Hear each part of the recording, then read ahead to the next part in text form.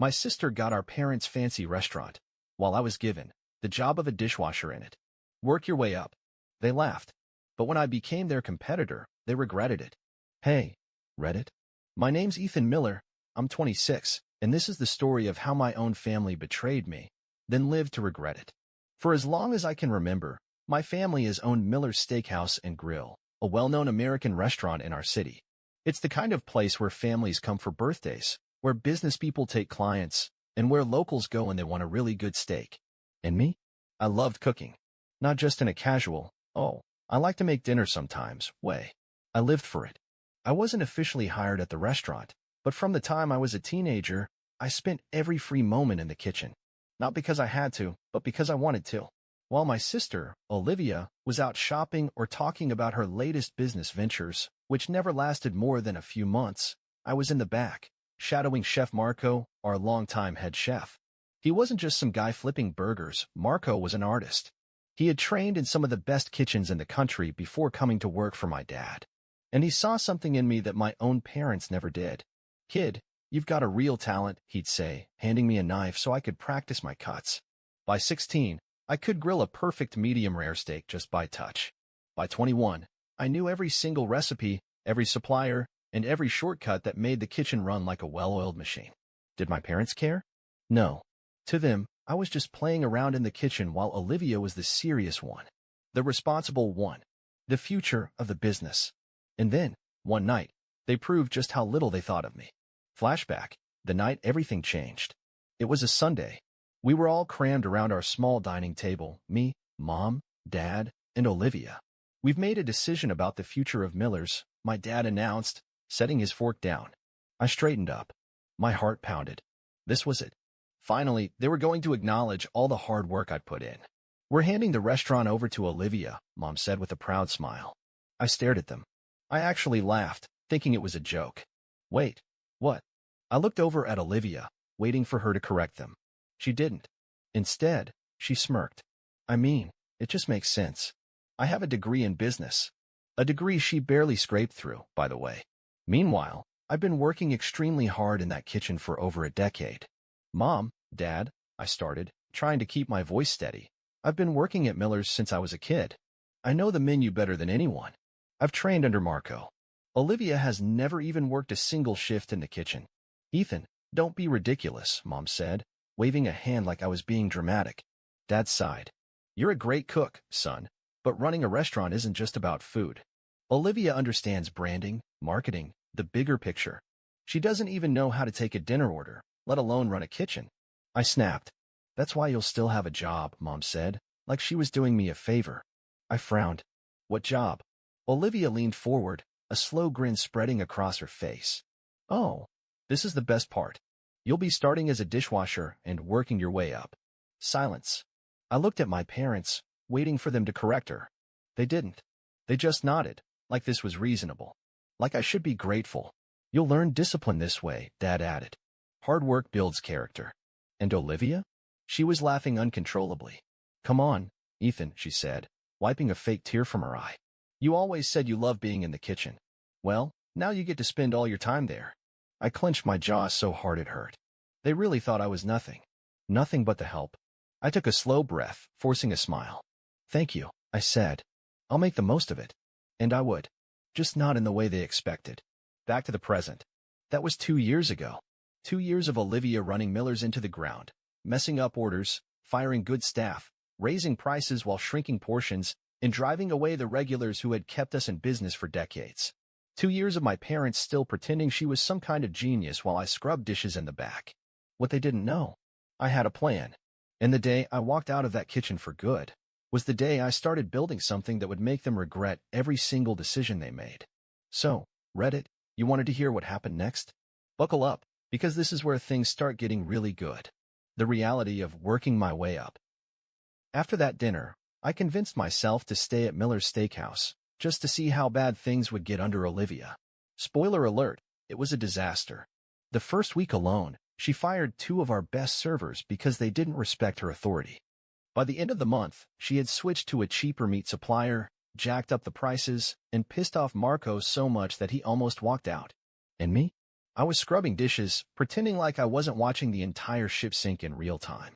One night, as I was elbow-deep in greasy water, Marco stormed into the dish pit, his chef's coat unbuttoned and his face red. "Ethan, I can't do this anymore," he muttered, running a hand through his graying hair. "She just told me we're switching from fresh-cut fries to frozen." "Frozen? What's next?" "Microwaved steaks." I sighed, wiping my hands on my apron. "You really think she's going to stop there?" Marco gave me a long look. Then, after a moment, he pulled a cigarette from his pocket and motioned for me to follow him outside. Out behind the kitchen, he lit up, taking a deep drag. "I don't know how much longer I can do this, kid. This place used to mean something. Your grandfather built it from nothing. Your dad at least kept it steady. But Olivia," he scoffed, "she's gutting it." I nodded. I'd seen it firsthand. The regulars weren't coming in as much. Online reviews were tanking. And the kitchen staff? They hated her. "She doesn't care about the food," I said quietly. Marco exhaled a cloud of smoke. "No. And your parents are too blind to see what's happening." He was right. My parents refused to admit that Olivia had no clue what she was doing. They kept defending her, saying she just needed time to adjust. Meanwhile, the restaurant was bleeding money. And that's when I made my decision. I was done being the family joke. It was time to start planning my next move. The breaking point. Things got worse fast. One night, a group of VIPs, big-shot real estate guys who had been coming to Miller's for years, walked in and ordered steaks. The usual. Problem? Olivia, in her infinite wisdom, had switched to a cheaper butcher without telling Marco. So when their steaks came out, overcooked, chewy, and straight-up embarrassing. I was in the back washing dishes when I heard yelling from the dining room. I grabbed a towel and peeked through the kitchen doors just in time to see one of the VIPs, some guy in a designer's suit, holding up his plate like it was a piece of garbage. "What is this?" he barked. Olivia was standing there, fake smile plastered on her face. "Oh, sir, I assure you. This is not the quality we're used to," he snapped, cutting her off. "We've been eating here for 15 years. Your father ran a great place. But this..." He shoved the plate toward her. "This is terrible food." Oof. The whole restaurant went silent. Olivia's face turned beet red. She opened her mouth to say something, probably to blame Marco, but the VIP guy didn't care. He threw his napkin down, waved his buddies toward the door, and muttered just loud enough for everyone to hear. "We'll take our business somewhere else." And just like that, Miller's lost some of its best customers. "You have no future here."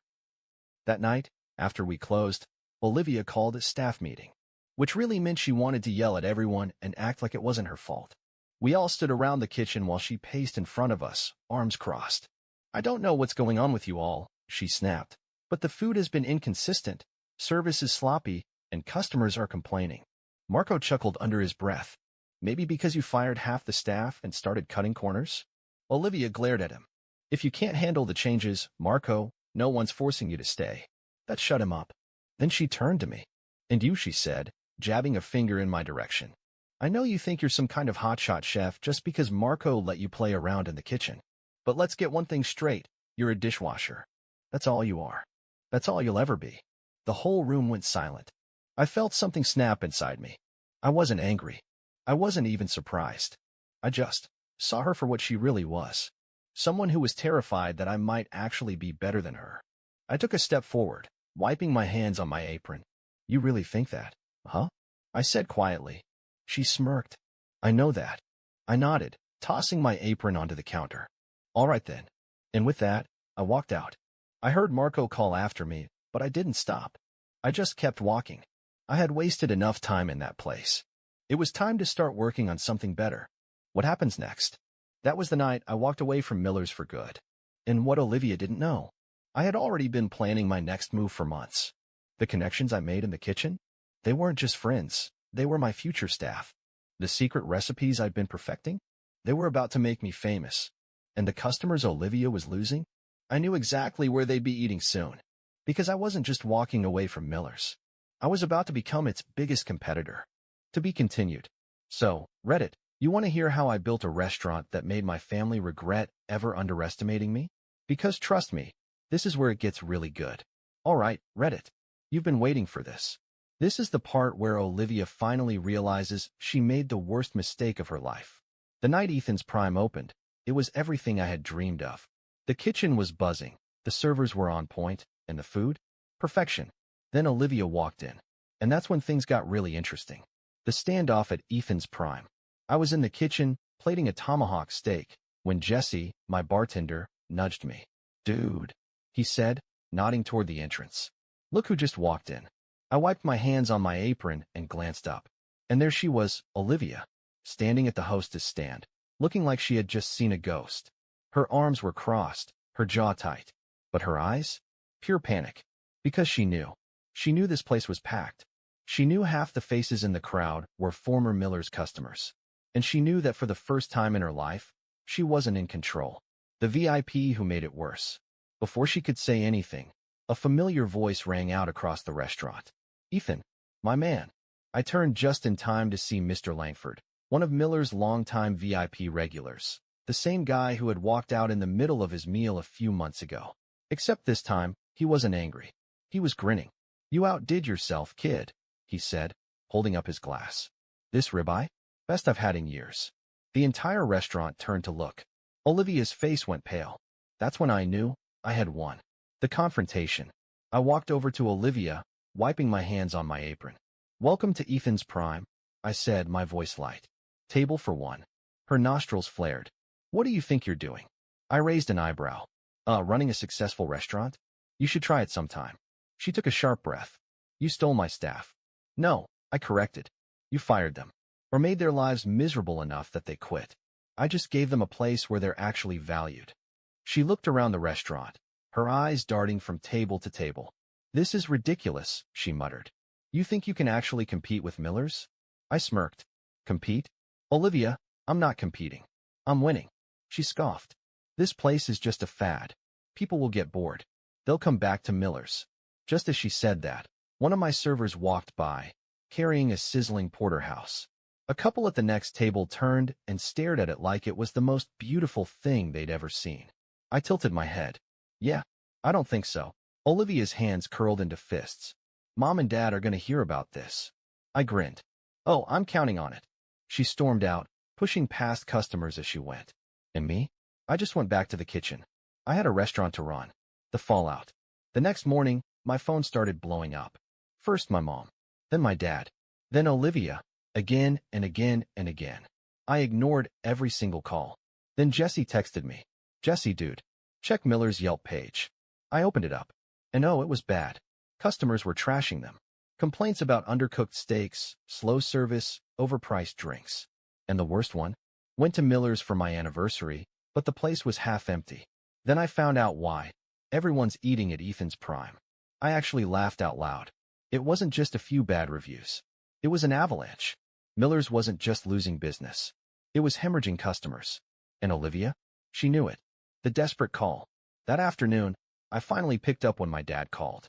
"Ethan," he started, his voice tight. "We need to talk." "Do we?" I said, leaning back in my chair. "Cut the attitude," he snapped. "Your mother is upset. Olivia is upset. We need to figure out how to fix this." "Fix what?" I asked, feigning innocence. "You know exactly what," he growled. "Miller's is struggling, and you're stealing our customers." "I'm not stealing anything," I said calmly. "People are choosing to eat here instead of at Miller's. Maybe you should ask yourselves why." Silence. Then he sighed. "Come home. Let's talk this out." I smirked. "Dad, I'm already home. Ethan's prime is my home now." Click. I hung up. The beginning of the end for Miller's. That week, Miller's ran a desperate promo. 50% off all steaks. Trying to win back customers. It backfired. People went in, saw the place half empty, ate their mediocre steaks, and never came back. Meanwhile, at Ethan's prime, we were booked solid for the next 3 months. And that's when I knew. It was only a matter of time before Miller's Steakhouse collapsed. All right, Reddit. This is it. The final chapter. The part where my parents finally realized they had made the biggest mistake of their lives. By the time Miller's Steakhouse hit rock bottom, Ethan's prime was thriving. We were booked solid for months. People were raving about our steaks, our service, our atmosphere. Meanwhile, Olivia was drowning. And then, one evening, just as I was prepping for another packed night, guess who walked into my restaurant? My parents. And let me tell you, they did not look happy. The plea for help. I spotted them the moment they walked in. My dad's face was tight, my mom's lips pressed into a thin line. They stood at the entrance, looking completely out of place. I took my time walking over, letting them soak in the success they never believed I was capable of. "Table for two?" I asked, my voice calm. My dad exhaled sharply. "Ethan, we need to talk." I raised an eyebrow. "You can talk while you eat. I hear the filet mignon is excellent." My mom crossed her arms. "Don't be difficult, Ethan." I smirked. Asterisk. "Oh, I'm just following the family motto, Mom. You know, work your way up." Her face flushed. I led them to a table near the back, where we wouldn't be disturbed. The moment they sat down, my dad leaned forward. "Miller's is in trouble." I pretended to look surprised. "Really?" I hadn't noticed. He gritted his teeth. "We don't need sarcasm right now." I leaned back, crossing my arms. "Then what do you need?" Mom sighed, playing with her napkin. "We want you to come back, Ethan." For a second, I almost laughed. They wanted me to come back? After everything? Why? I asked. Dad cleared his throat. "We need someone who actually understands the kitchen. Someone who can bring back the quality people expect." I tilted my head. "What about Olivia? I thought she was the future of the business." Mom flinched. Dad sighed. She's struggling." Struggling? She had been given a successful restaurant on a silver platter, and she still managed to ruin it. "So let me get this straight," I said slowly. "You pushed me aside, gave my job to Olivia, told me I was nothing more than a dishwasher. And now, when you've completely run Miller's into the ground, now you want my help?" Neither of them answered. I let the silence stretch out, watching them squirm. Then I dropped the final blow. "Miller's isn't struggling. It's dying." Mom's eyes widened. Dad's jaw tightened. "And you know what the worst part is?" I leaned in, lowering my voice. "This didn't have to happen. You chose this. The offer they couldn't refuse." They sat there, speechless. They knew I was right. Finally, Dad sighed. "Ethan, what do you want?" I pretended to think about it. Then I slid a piece of paper across the table. "I'll save Miller's," I said. "On one condition." Dad picked up the paper. His eyes scanned the words, and his face went pale. "You want to buy Miller's?" Mom gasped. "For dirt cheap," I confirmed. "Let's be honest, you're desperate. If you don't sell to me, you'll have to sell to someone else. And they won't be nearly as generous." Dad clenched his jaw. "Ethan, this is our family's legacy." "No," I corrected. "It was your legacy. You threw it away when you chose Olivia over me." Mom shook her head. "But Ethan, we built that place." "And I built this one," I interrupted. "Without you." Silence. I let them sit with that truth for a moment. Then Dad exhaled. He looked at my mom, then back at me. "We'll think about it." I smirked. "Take your time. But I'd act fast, before there's nothing left to sell." And with that, I walked away. The final nail in the coffin. 2 weeks later, I got a call. Dad's voice was quiet. "It's yours." I hung up and smiled. Miller's Steakhouse now belonged to me. But I wasn't planning to save it. I was going to remake it, reinvent it, and most importantly, erase their name from it forever. The grand reopening. 6 months later, after a full renovation, the restaurant that once was Miller's Steakhouse had a brand new sign above the door. "Prime by Ethan Miller." No more Millers. No more family name attached to my success. The night we reopened, the restaurant was packed. And the best part? I spotted Olivia standing outside, staring up at the sign. I walked out, crossing my arms. "You lost? Or are you here for a reservation?" She turned to me, her face unreadable. "I don't get it. You had everything you wanted with Ethan's Prime. Why take Miller's too?" I smiled. "Because it was never about taking it. It was about proving I was always meant to run it." She swallowed hard. For the first time in her life, Olivia had nothing to say. And that was the sweetest victory of all. Epilogue. 1 year later. It's been a year since I took over. Ethan's Prime is still thriving. Prime by Ethan Miller is one of the hottest restaurants in the city. And Miller's Steakhouse? A distant memory. My parents? They moved to Florida, quietly fading into the background. Olivia? She tried to start a consulting business, but let's just say no one's exactly lining up for her advice. And me? I finally have what I always wanted. Not just a restaurant. Not just success. I have respect. I have the last laugh. And let me tell you, Reddit, it tastes better than any steak I've ever made. And that, my friends, is how I went from dishwasher to restaurant owner, while my family watched their legacy crumble.